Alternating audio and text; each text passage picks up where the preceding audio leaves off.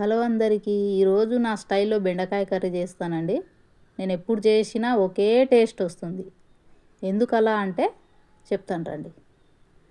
ఇప్పుడు బెండకాయలని మనము కడిగేసి అప్పుడే జర టైం లేకుంటుందని తొందరగా ఆయిల్లో వేసేస్తాం కదా. అలా కాకుండా ఈసారి కట్ చేసి మంచిగా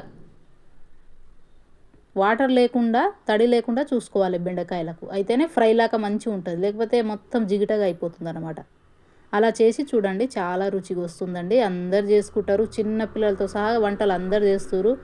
ఇక కర్రీస్ అంటే బెండకాయ, వంకాయలు ఇవన్నీ ఏ కర్రీస్ అయినా సరే అందరికీ వచ్చు. అందరు ఆడవాళ్ళు అన్నాక అన్ని కూరలు నేర్చుకుంటాము, అందరికి వస్తుంది, చెప్పేది ఏం లేదు. కాకపోతే కొన్ని చిన్న చిన్న టిప్స్ చెప్తున్నాను అంతేనండి, నాకు తెలిసినంత వరకు. ఓకేనా అండి.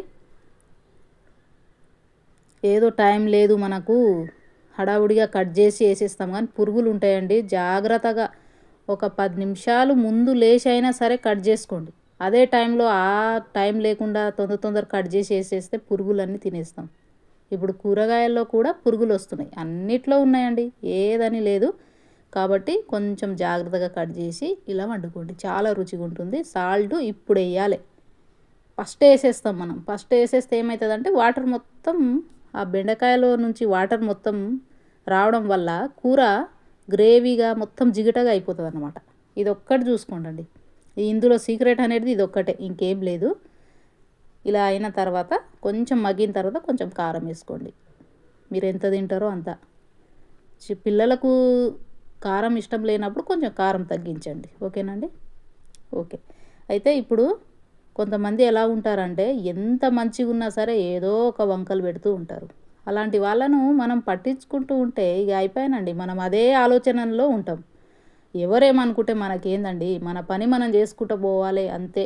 ఇప్పుడు ఇంట్లో ఉండి పిల్లలను చూసుకొని ఇంట్లో పనే చేసే వరకు 1-2 అవుతుందండి. తింటామో లేదో అనేది తెలియదు ఆడవాళ్ళకు, నిజంగా చాలా కష్టం ఇంట్లో పని. అలాంటి వాళ్ళకు కొంచెం ఏదో ఒక శాలరీ రూపంలో మాగిన ఒక 5,000 6,000 వేసినా బాగుండే కదా అని నాకు అనిపిస్తుంది. నాలా మీగిన అనిపిస్తే కామెంట్ చేయండి. ఎందుకంటే కష్టం అనిపిస్తుంది కదా, ఇంట్లోనే ఉంటాము, బయటికి పోయి చేయాలంటే ఏం పని చేయాలి అనే ఆలోచన ఇదొకటి. బయటికి పోతే ఏం జరుగుతుందో అన్న భయం ఒకటి. ఈ మసాలా గురించి మీకు కావాలంటే చెప్పండి, నేను ఒకసారి వీడియో పెడతాను. చాలా రుచిగా ఉంటుందండి. ఈ ఒక్క మసాలా వేసినాం అనుకోండి, కూర అసలు టేస్టే మారిపోతుంది అన్నమాట, చాలా రుచిగా ఉంటుంది. నేను ఆ మసాలా ఎలా చేసిన అనేది మీకు కావాలంటే నాకు కామెంట్ చేయండి, నేను ఇంకో వీడియోలో చెప్తాను. ఇంట్లోనే ప్రిపేర్ చేసుకుంటానండి నేను, చాలా రుచిగా ఉంటుంది. మనము సపరేట్గా అదేమంటారు జీలకర్ర పొడి, ధనియాల పొడి వేస్తాం కదా, అలా కాకుండా ఇలా చేసుకోవచ్చు. ప్లీజ్ అండి, సబ్స్క్రైబ్ చేసుకోండి నా ఛానల్ని.